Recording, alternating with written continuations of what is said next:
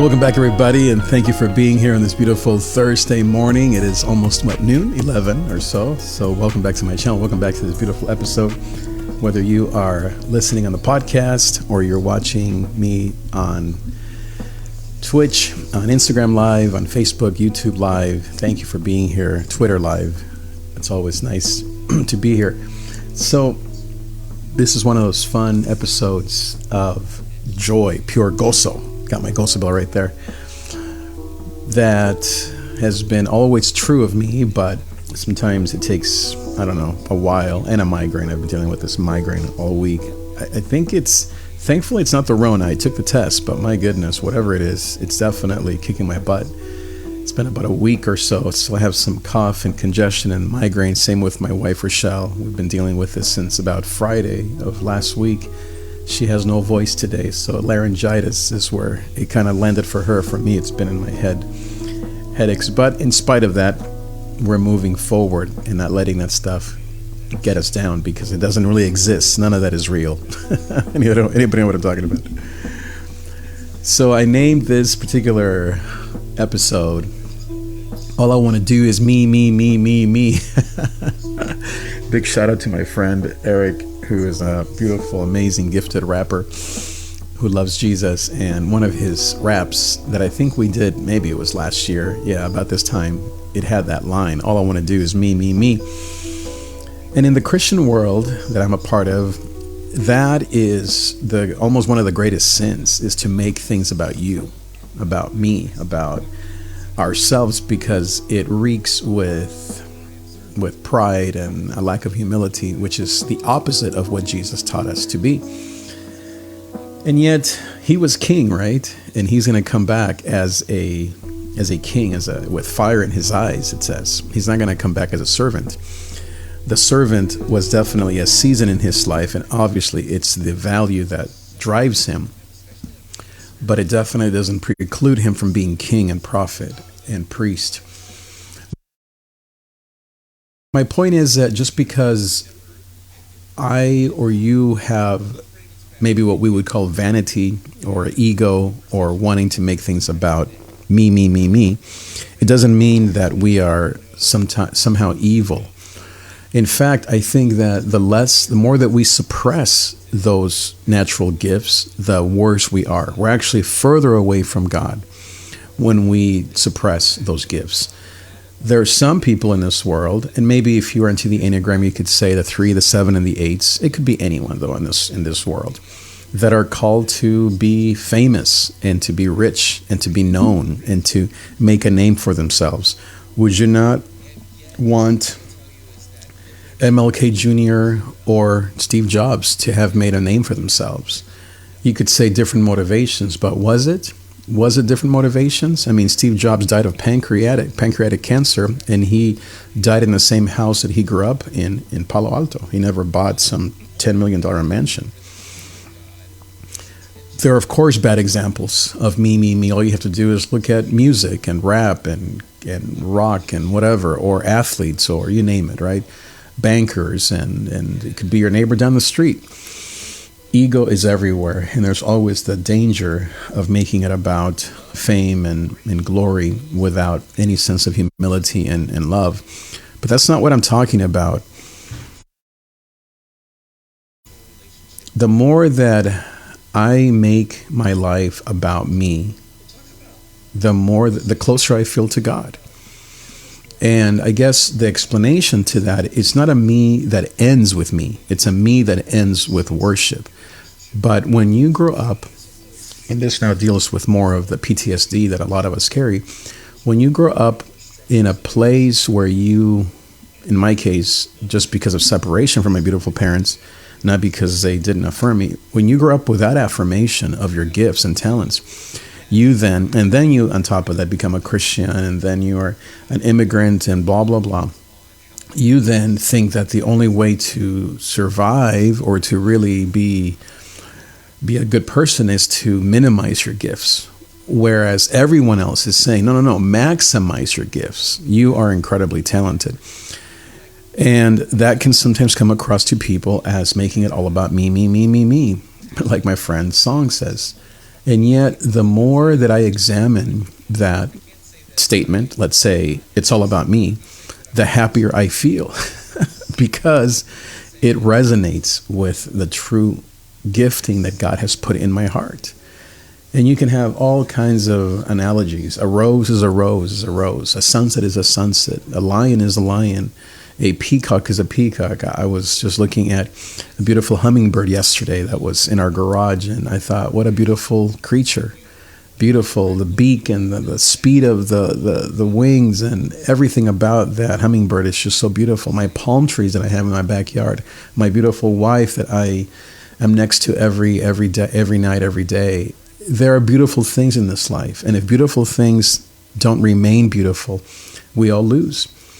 We don't have to be so afraid of sin and death and guilt and shame and vanity, and we need to be conscious of those things. But what if I think what's happened to me and maybe to you, what if we're throwing the baby out with the bathwater? What if in your pursuit of humility, you're throwing out 90% of who you really are, the essence and the gifting of who you are? Imagine a me, ultimate Christian. Can you be an awesome Christian and make it about you? Of course you can. I think those are the people that, if they're called to that, not everyone is. I wouldn't say my wife thinks this way. I wouldn't say perhaps half the people that I know.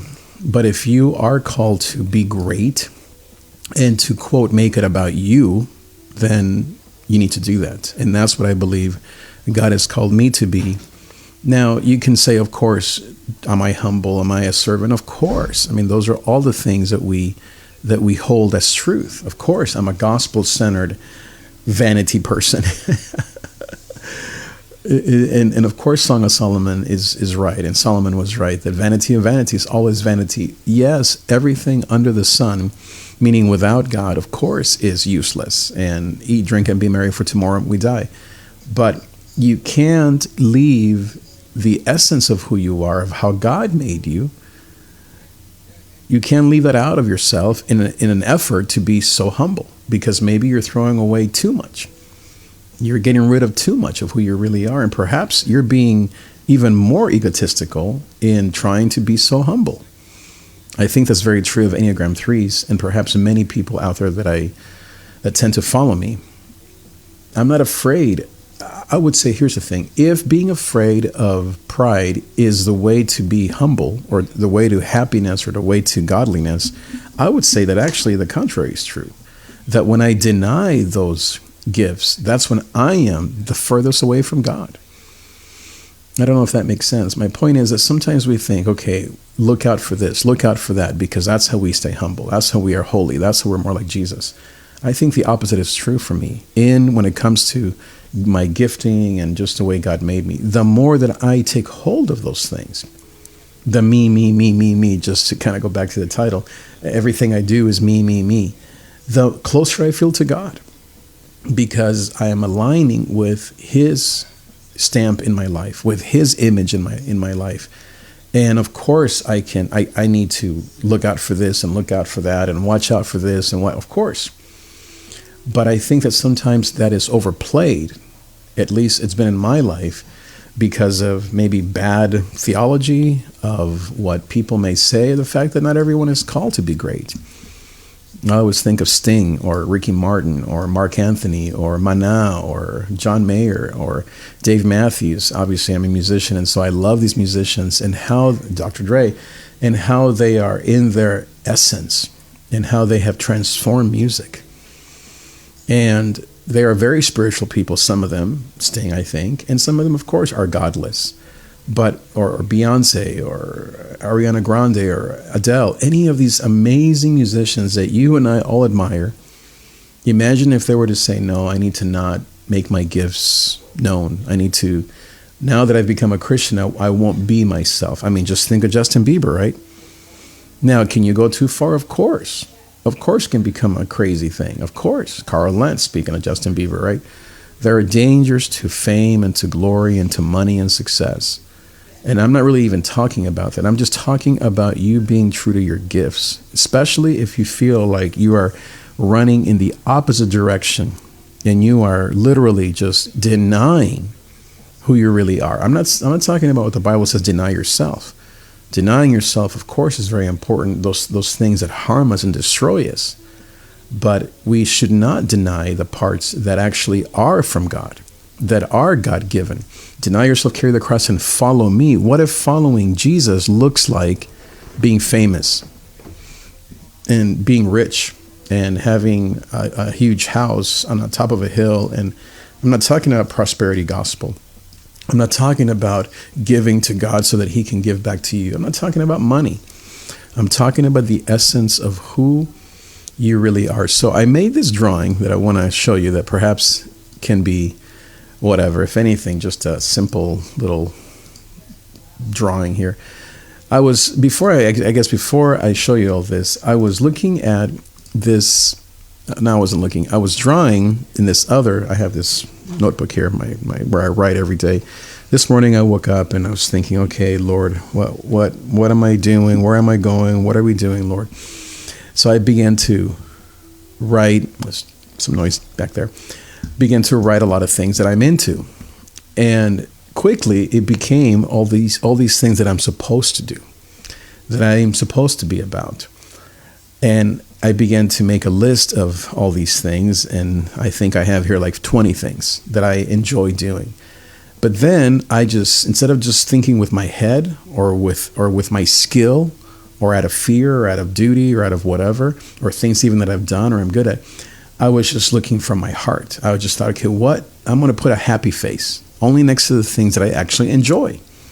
And I'm going to put a scrungy face, a mad face, a sad face next to the things that I don't enjoy, even though they're on this list of things that I like to do or want to do. And guess what remained? Out of the 20 things, only these 4 things remained. The ones that have the happy face next to them. And there are things that are all me, me, me, me. All I want to do is me, me, me. Now, the result of those things is, of course, at first, it's to have the success and the financial freedom and to hire staff and to lead a staff and to make my staff wealthy and to see them succeed and to have a company, a business, a ministry, a whatever you want to call it, that is highly successful because I am being true to who I am. And of course, the purpose of all that wealth, let's just say, of $110 million would be to first do what we want. Second is to give to my mom and to my employees, people that I love. Third is to give to the church. For example, the other day, or not the other day, but maybe a few months ago, our church needed some new microphones. Well, currently I can't buy a bunch of microphones because it would be like $5,000. And we have given to churches and to different things my whole life. Not $5,000 worth, because that's not the kind of money that I have. But if we did, we would give $5,000 no problem. I would fund half the church's budget. If I was at $110 million, heck, I would fund the whole church, because that is what I know. That's where I do see God. I see God in every aspect of my life. And there are parts that I don't see God in, of course. But I would say that I am the least like Christ. If the point is to be like Christ, I am the least like Christ when I minimize who I am, the gifts that God's given me. And I make it about other people, about other things, about less, or not lesser things, but just different things that are not truly me, that I may enjoy, but I'm really defaulting on my own gifting, my own calling. And so going back to this image that I have here on the screen, basically, if you see it there, it says, what are the things that I put a happy face next to? My music, my content, my podcast, my videos, me. In order to, that's an arrow, to be known, make money, be famous. In order to, as it's missing there, the right side with the next thing, in order to give and to help and to be happy and to really, I would say more than anything, is to simply be true to myself, to be true to the gifting and the calling that God's put upon my life. That really is it. There's no greater purpose than to be who God made you to be. Isn't that what we are supposed to do? It's like God said, the parable of the talents. God gave some 1, 5, and 10. Well, maybe he gave me 1. Well, I better maximize the 1. Maybe he gave me 3, 5, 10, whatever he's given me or you. The point is to maximize what he's given you, double it, triple it. If you hide it, which I think is what I've done, and maybe you have done the same thing with your amazing gifts, what does it say? It's going to be taken away from you and given to someone else. My goodness, what a horrible, horrible parable and outcome that would be. And I feel like that's what's happened to me. When I hide or I default or I am scared to use the 1 talent or the 3, whatever God's given me, I feel like it's taken away from me every time, given to someone else. But when I double what God's given me, when I say, hey world, look at what the Lord has done in my life. All I want to do is me. Through my music, my content, my podcast, my videos, me. Then not only does wealth and being known and impacting people comes, but I am true to myself. And that makes God happy. That makes me happy, my wife, my kids. Most of all, I am happy because I am aligned with the will of God. And that really is what we call gospel around here, right? To be aligned to the will of God. That's a very, very, very beautiful, I think, thing for all of us to pursue, to be aligned to the will of God. I can't say this is for everybody because, as the parable says, God gave some 1, 3, 5. I don't know what God's doing in your life. Be true to it. I had a call Monday. I had my good friend talk about this and that with me, and he was just encouraging me to be myself, basically. He said, Trig, and he actually was the one who quoted me that parable. He's like, Trig, God's given you so much. Don't hide it. He said, I remember this. I remember when you did that because I've known him for 20, 30 years. He said, I remember when this. Why are you hiding? Why are you hiding behind this or that or the other? Why are you hiding who you really are? And I had nothing to say. He said, do not give yourself away. Do not basically give your pearls to swine and to pigs. Basically what that means to me is stop hiding behind fear, behind humility, behind who you're not. Be true to yourself. Be the lion, the conqueror, in this case, my music, my content, my podcast, my videos, me, all I want to do is so that God is happy. So that because that parable says that when the landowner came back, when the boss came back, he was so happy with those who doubled their gifting. He said, come in and enjoy the rest of what I have for you. He gave them more even of what he had. He gave them himself, his banquet, his kingdom. When you and I, when we are thriving in our gifting, whether it's 1, 3, 5, 10, 15, 30, 50, 5,000, whatever your gifting is, when you're thriving in that, God then doubles it and he multiplies your gifting. When you shrink because of X, Y, and Z, trauma, fear, Christianity, purity culture, fake humility, guilt, shame, whatever, bad theology, bad teaching, bad examples, not enough people talking this way, then it's going to be taken away from you. And I don't want that. None of us want that, right? We don't want to have things taken away from us. We want instead to have things be multiplied. So I can't be hiding behind fear because I know what I really want. I know what I really enjoy. I know what I am meant to do in this world. My music, my content, my podcast, my videos, my teachings. Me. That sounds funny, huh? But what I mean is that it's got to be about the talents that God's given us, about the things that are in you, and not to, as I said, run away, because the world needs you to show up as a true you. The world, your family, your children, your friends need you to be you, and stop playing small. Stop shrinking because you're afraid of all these things. And I think that maybe is, at least for me, the biggest problem is guilt and shame. What if I screw up? What if I become like this, like these athletes? And my goodness, what exactly is going to happen now at my age? I mean, it's not like I'm going to become LeBron James in terms of fame, but whatever, regardless, right? Sin is sin. But I think sometimes, at least for those of us who grew up in the church, we're so afraid of sinning that we forget to live. We're so afraid of screwing up that we forget to be happy. We forget to thrive. We forget to be the true us. And then, of course, I think, well, no one watches this, no one watches that, I'm not famous, nobody likes my this, nobody likes that, look at social media, all these things, right? And I know that social media is just one way to measure success, and maybe it's the least effective way. And yet sometimes that plays with my mind. I think, well, if I was so amazing at these things, and where's the beef, right? But even that, you have to just get rid of that noise. You have to be true to yourself regardless of likes, comments, and views, because you're being true to you. And some of us, I think for me, we're better in person. We're not necessarily Instagram models. That's not really what motivates us. It's not really our gifting. Going back to gifting, my gifting is in person with people in the room, and let someone else take a picture, I guess. I hope they get my good angle. So I hope that helps. That's a little bit of what I've been thinking about. Let me know what your thoughts are. How are you thriving?